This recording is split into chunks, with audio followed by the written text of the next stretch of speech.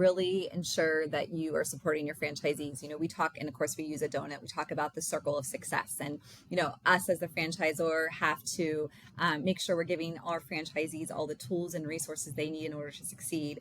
The franchisee in return needs to be able to support their team, who is of course the frontline team dealing with our guest, who then of course that frontline team needs to take care of the guest. So the guest is happy, they're going to come back, which again just ties into that circle of success. So sometimes it's easy to lose sight of that. So, I think just ensuring that you're continuing to be focused on that circle of success and ensuring you as a franchisor are doing everything in order to make your franchisees successful, I think is key. Welcome to the Art of Franchise Marketing. Each episode takes a deep dive into the franchise space and explores how the biggest and best brands handle national branding, franchise development, employee recruitment, and localized marketing on a daily basis. This podcast is brought to you by NetSertive, a localized digital marketing partner for franchise networks. NetSertive's Madeline Park talks shop with franchise executives to discuss what's working, what's not, and answers the question, what else can you be doing to excel at the art of franchise marketing?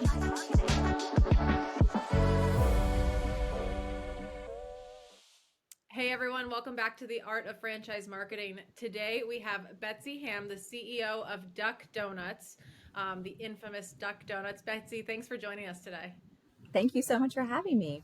So before we get into everything donuts and branding and franchising, talk to me about how you got into franchising. I don't think it was ever anyone's goal. They're like, oh, I woke up one morning as a kid and was like, can't wait to be a franchisor.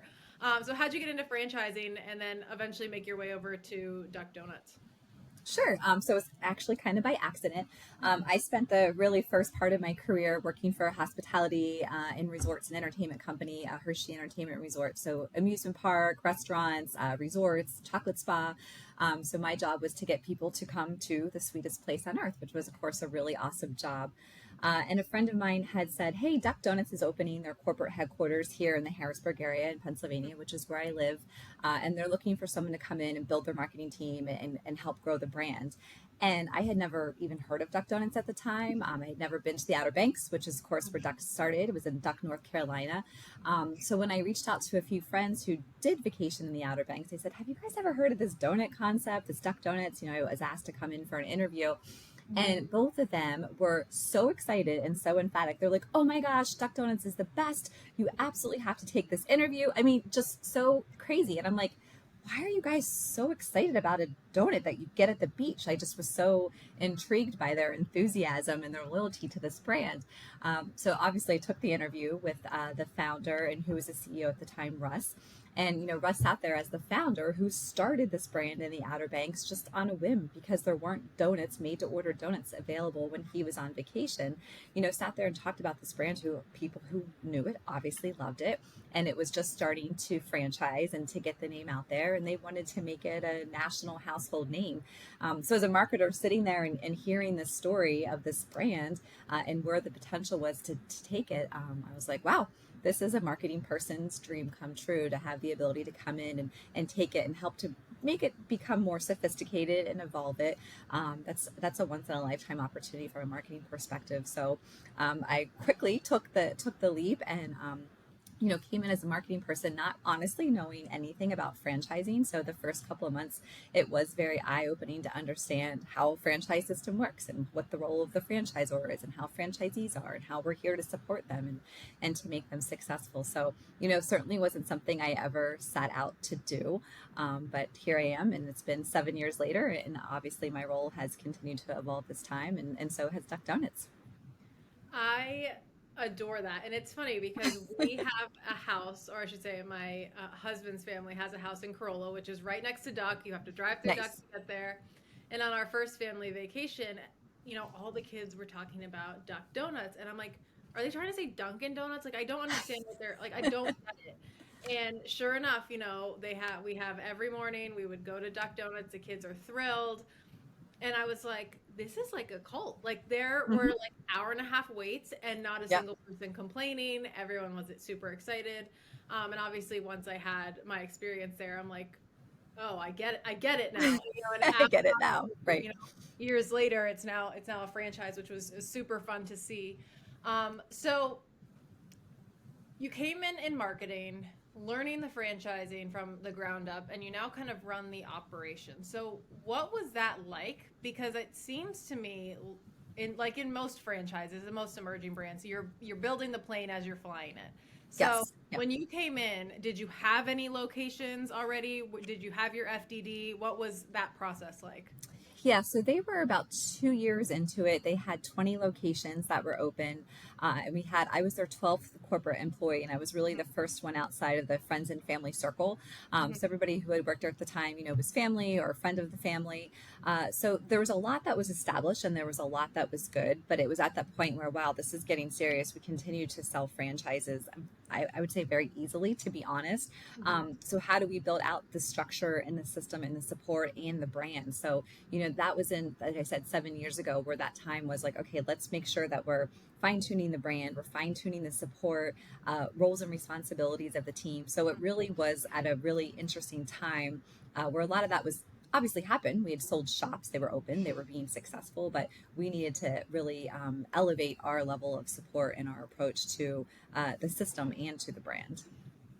So after you're seeing this expansion, so Duck Donuts created in Duck, like for all of our listeners who have no idea what we're talking about, like we're talking lines around the corner every day, thousands of donuts going out. It's a family, you know staple. People come to vacation, they're talking about the vacation donuts. What was the challenge like to kind of emulate that in locations that weren't Duck? Because now you're starting brand new. Obviously, the product is great, but also at the same time, you're taking Duck kind of out of Duck Donuts and that whole vacation Right. mindset. So, was there challenges in doing that? And did you find that you had to kind of flex the brand at all, or was it really just time and brand awareness?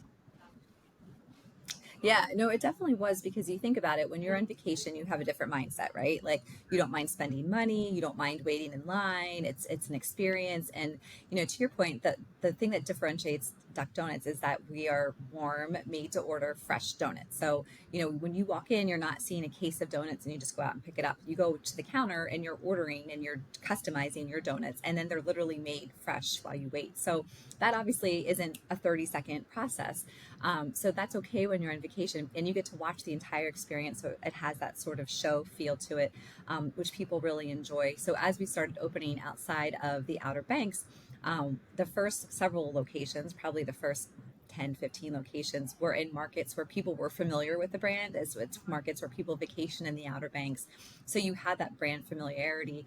But then as we continued to grow, and it's funny, my first experience in the Duck when I was interviewing was here in our local market, which is the corporate store. And it was the first time I had ever had a Duck Donuts. And I went in with my friend again from who had vacation in the Outer Banks. And I was like, what is going on? Like, why are there so many choices? There was like an order form. And she's like, just pick what you want. I'm like, I don't know what I want. So, just as a person who had never been exposed to the brand, I had no idea what to do and was completely overwhelmed by this made to order experience. And her, as the expert, is filling out the form and, talking fast and ordering her donuts, and all was great. So, as we've continued to expand outside of the Outer Banks, one is just the experience, like knowing that we're different, that you're going to come in, you're not going to see donuts, you're going to get to watch the experience if you want to, and your donuts are customized. So we've, of course, sort of evolved how we position the donuts. So we have assortments, we have assortment guides that are at the cash register. So if you don't want to have to sit there and think about how do I build 12 donuts or what do I want, there's visuals of,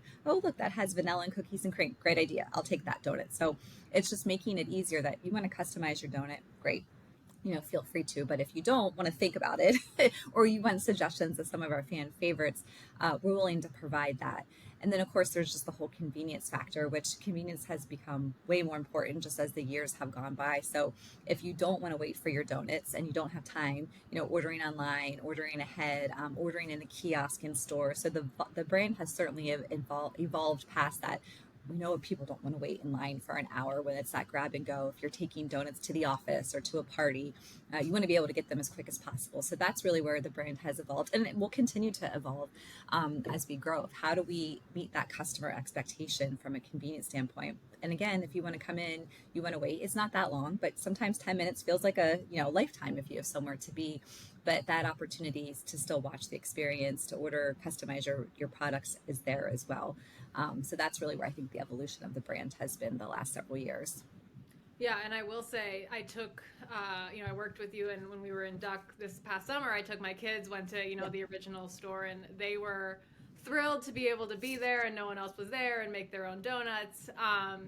And we looked at the kiosk, we looked into all of the kind of menu options, and it is overwhelming, but to the point of you've simplified it down without compromising the actual process or the different donuts you can have. Like even my 4-year-old like made her own box and was like, look, that's really cool because I'm sitting here like this is a lot to handle, but you've able to kind of take not only the process but the mindset that someone has coming in, and what do I want is all those options, and simplify it. So I think that's super important. So my next question on that is, obviously as you simplify things, you're going to be able to get more people through the door. In terms of the Duck location, is that an outlier in comparison with the rest of the franchises locations in terms of quantity and level? Because I feel like that brand snowballed so fast that it's going to continue growing, and it might, I assume, be hard to catch up with the rest of the franchise. Yeah, that Duck location is definitely in its own league. Even with we have over 135 locations open throughout the U.S. So we were curious as we grew if the Outer Banks would still hold so much weight from a sales perspective, because you're kind of losing that, like, oh, I only get Duck Donuts once a year.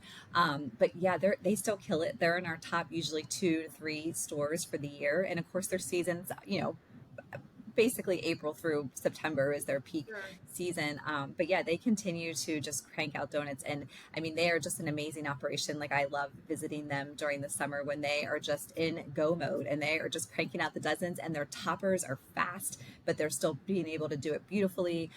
So yeah, they are a high volume store. I would, love if all of our stores were at that level of volume for sure. But they definitely are in their own class when it comes to volume during such a short period of time. So on that, I'm sure franchisees, they come in, maybe they go to the Duck location, maybe they don't. They're excited about it. They're opening in a new location.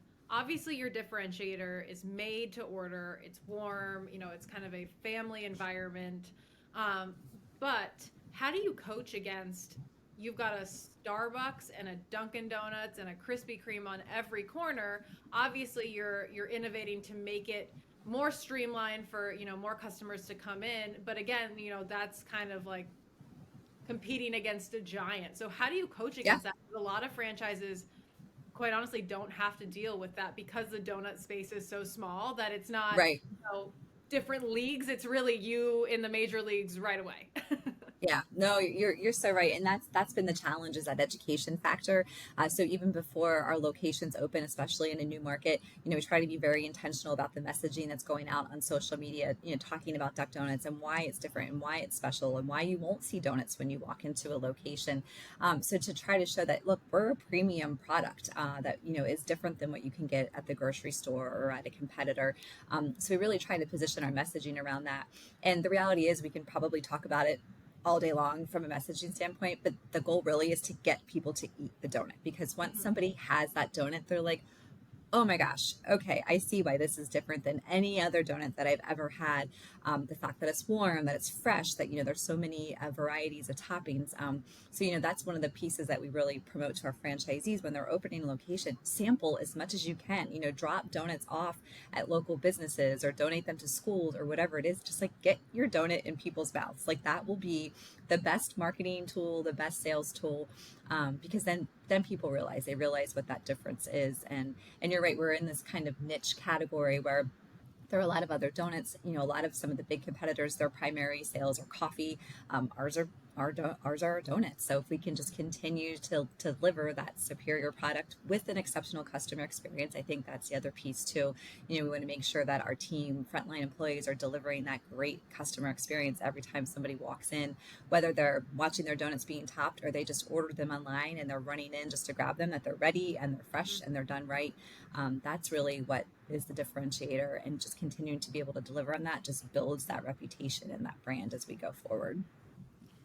Yeah, I think that is such a good point to make, because a lot of people say, yeah, guerrilla marketing, it's fine. Like but to be able to be in a brand where you can give them a taste, no pun intended, of the product or service. Literally. I can't give people like a taste of home cleaning in the brands Right. that I'm not gonna be like, hey, I'll wash your walkway. You know what I mean? Is super important. And it's interesting because that is really what sparks that loyalty and that intrigue of, I want this. And I have to ask you, as a marketer first, when it comes to marketing donuts, and I might be really off base here, but I assume most people eat them in the morning. Like, of course, you could get them as a dessert, especially with duck donuts. Like, they are a delicacy.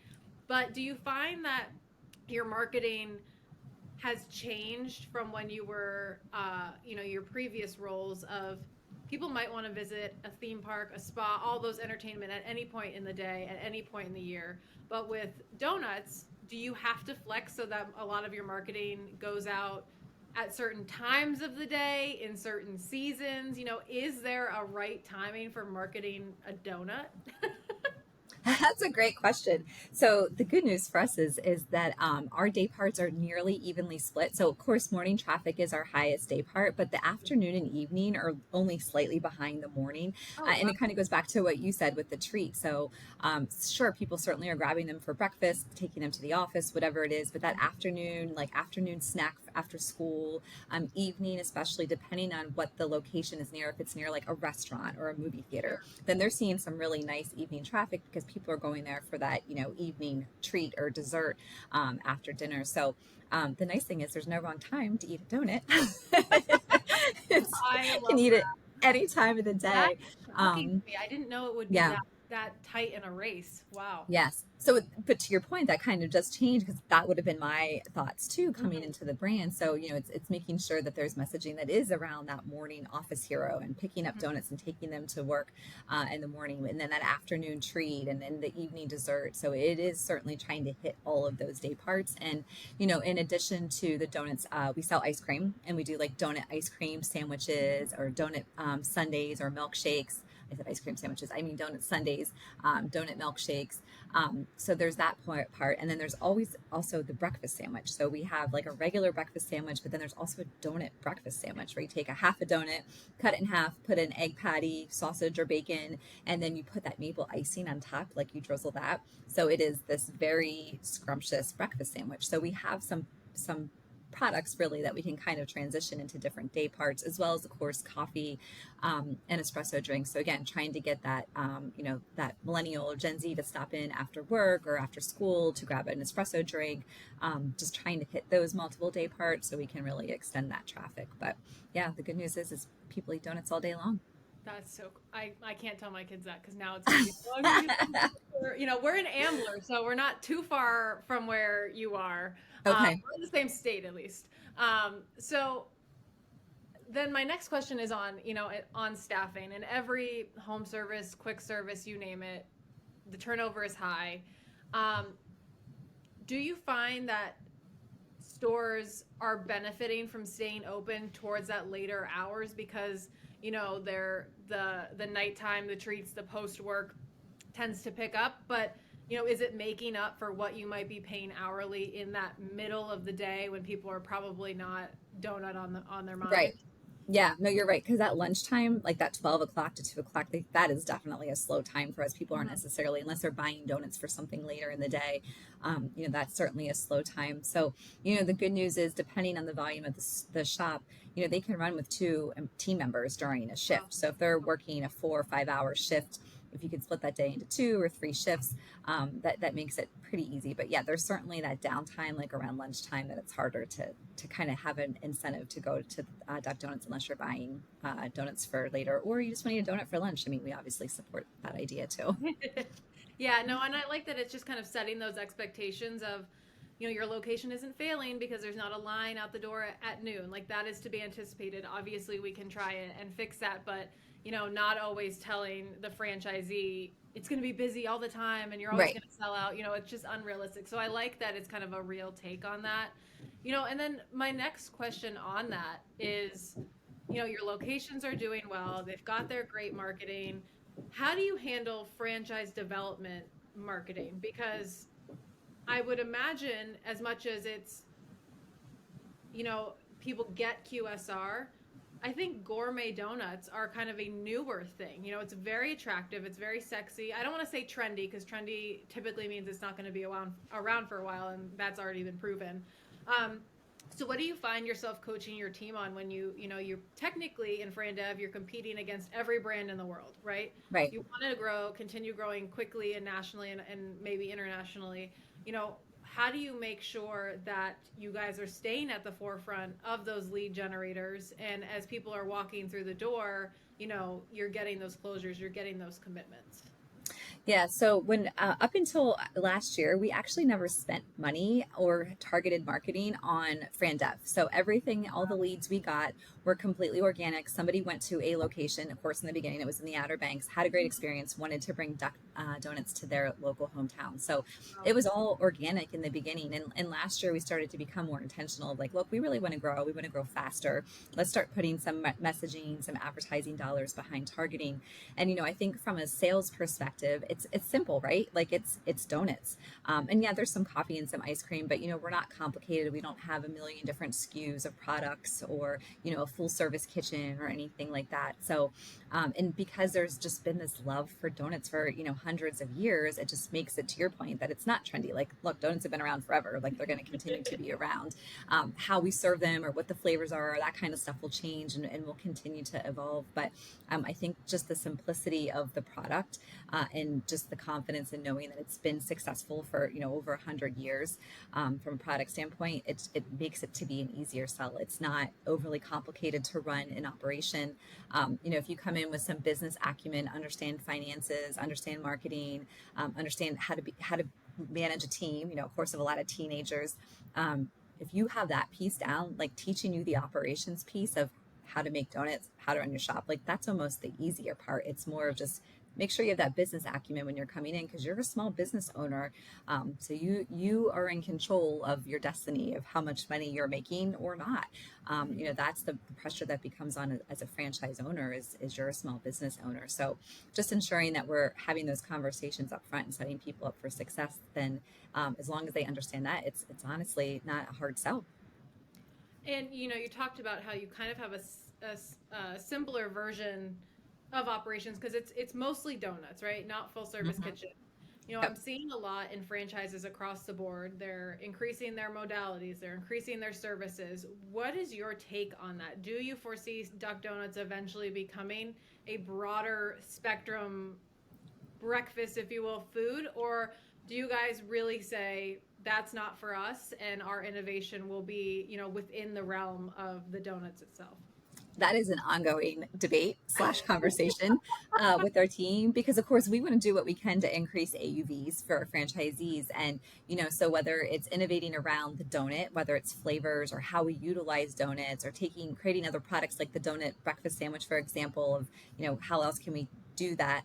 As I mentioned, we do coffee, we do ice cream, but those are so secondary and tertiary. They make such a small percentage of sales. We've discussed, okay, do we try to amp those up? Do we try to have, a better supporting cast to our donut, knowing that the donut is always going to be what's front and center, and that's what's amazing and why people love us. But, if we ramp up our coffee program or we ramp up our ice cream program or whatever it is, what does that do? Because at the end of the day, we want to increase frequency of our guests and, of course, increase their average check when they're in the location. So that's been ongoing conversations. And I think we kind of dabble with a little bit of both. But at the end of the day, the donut is our hero, right? That's our hero. That's what we're going to put all of our time, effort, and money behind is having that donut be front and center. Yeah, and it's funny because I talk to brands that are not in food space, and a lot of times it's completely different services. They have to offer that to keep up.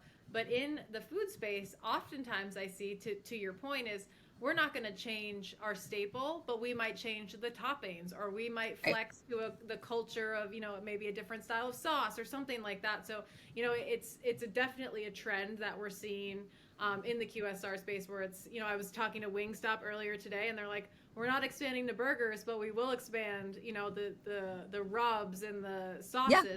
To me, I'm like, oh, I guess that makes a lot of sense. Right. That's, similar to you guys. You've got all sorts of toppings in it. It's probably a lot more cost efficient to do that rather than to say, oh, Duck Donuts is now doing milkshakes or whatever it is. Yeah, exactly. And my last big question is, for your locations, do you, and this is like, I probably should have done my research, but I did not, shocker. Do you guys do the Uber, DoorDash, Grubhub thing? Yes. And if you do, how does that work in a franchise system? Is it opt-in? Is it the franchisees are mandatory, have to make partnerships with them? What if it's not available in a certain location? Do you take all of that into account? Because I've never actually asked to franchise this, and I'm super curious. Yeah, we do have some negotiated deals for just having some better rates with some of the delivery partners. We strongly encourage them. There was times when we were requiring it, but it's very difficult just based on the market and what's available and how reliable it is. So I would say at this point, definitely more than, I would say, without looking, maybe 75% of our locations offer some form of delivery. And Easy Cater is another one. Some of our locations do really well with Easy Cater, others don't want to use it. So it just depends on the market and what's available. It is, especially given COVID and everything that's happened over the last few years. I think that made people more interested. But it's a tough business, and again, we want our donuts to be just like everything else. We want it to be warm and fresh and right when it shows up at a customer's door. So we do use them for the majority of our franchise locations.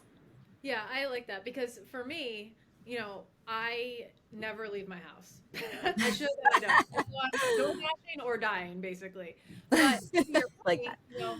If I had Duck Donuts and it showed up and it was my first time getting them and they didn't arrive, it was one of those, oh, the Uber person had 19 other orders and I didn't get mine for an hour and a half, that could reflect poorly on the brand. So, to your point, it's definitely, a delicate line in terms of, yes, we're with Uber, but remember, there's, we always want, quality, and we want you to come in the store and stuff. So I like your take on that, where we're not forcing them to do it. We certainly have pre-negotiated rates if you want to be a part of it, but we'll support you either way. I admire that as well.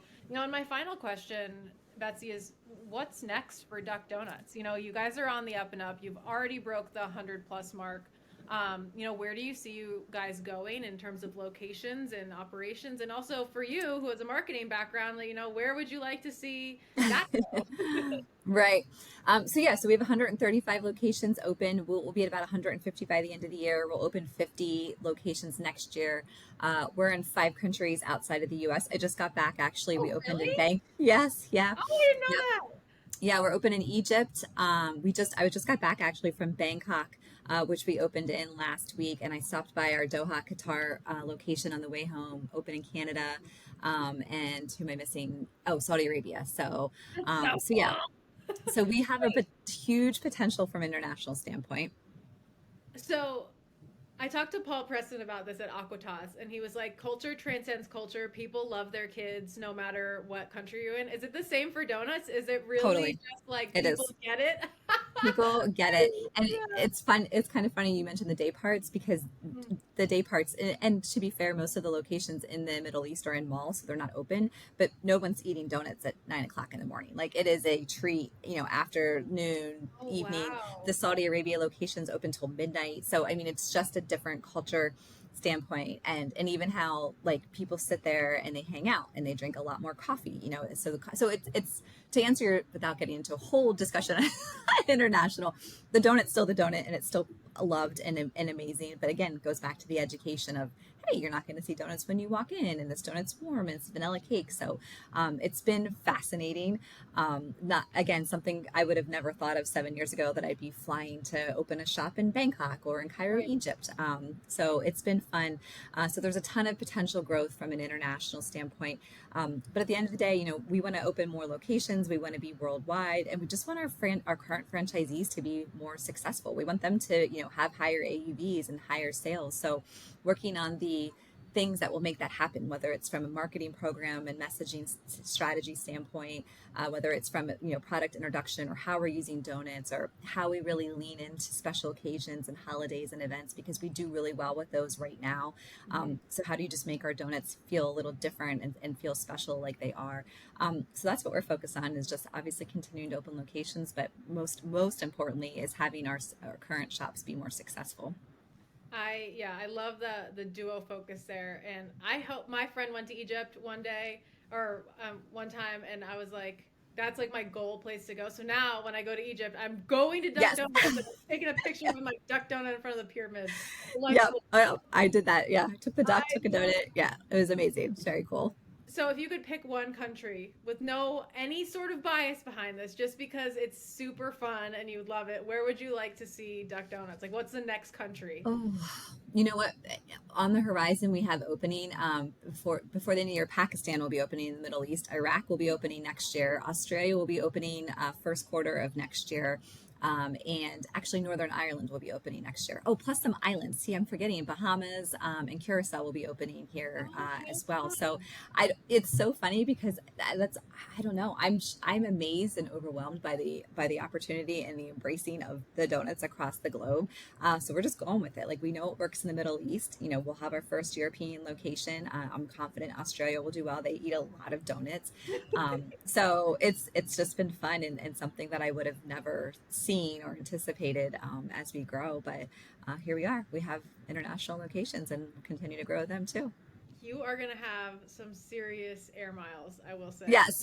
What is your duck? What is his name? Quack or something? Oh, Ollie. Ollie. Ollie. Quack. Good, Maddie.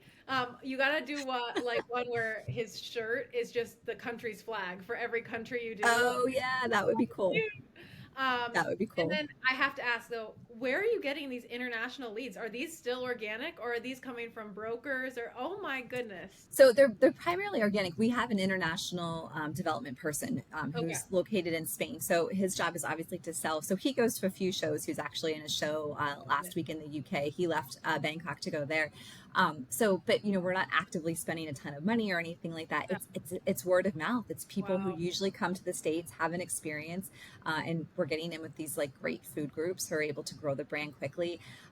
Before I even left Bangkok last week, they were already finding their second location, because Oh wow. the welcoming of Duck Donuts #1 was going really well. So it just goes back to people having that experience primarily here in the States. And now I think with Cairo opening, that really helped to fuel the rest of the Middle East. Sure. But the same thing, people just have this experience and are like, wow, we could use this in our country. We're missing a warm made to order donut here. So that's how it's been I working.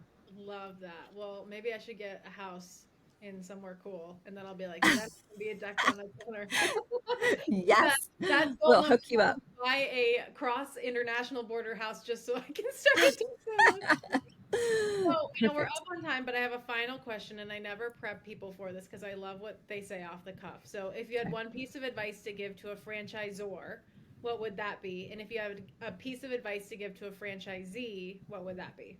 Hmm.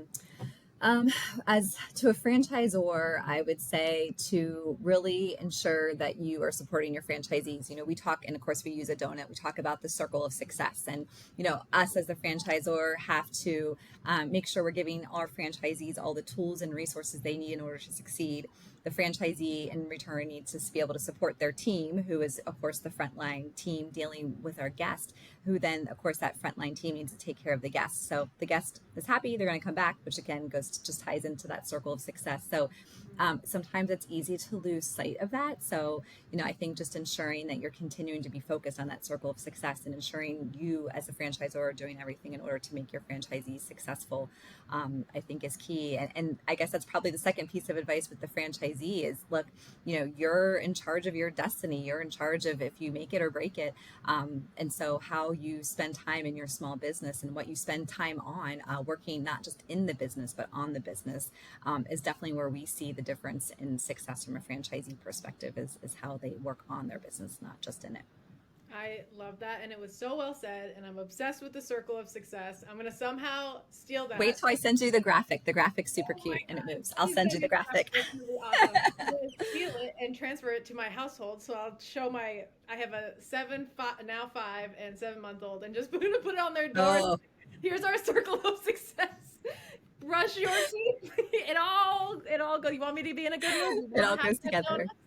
Do the circle of success. Yep. Betsy, thank you so much for joining us. We're excited to watch Duck Donuts grow. If you guys want to connect with Betsy or her team, you can check her out on LinkedIn, and of course, go find a Duck Donuts near you. I look forward every year to going, but I am so excited now that I'll be able to have Duck Donuts, not just on our annual vacation. So we'll talk to you soon, Betsy. Thank you. Thanks for listening to The Art of Franchise Marketing. This show is brought to you by NetCertive. We help franchise brands and multi-location businesses run localized digital marketing at scale. To learn more, visit netcertive.com.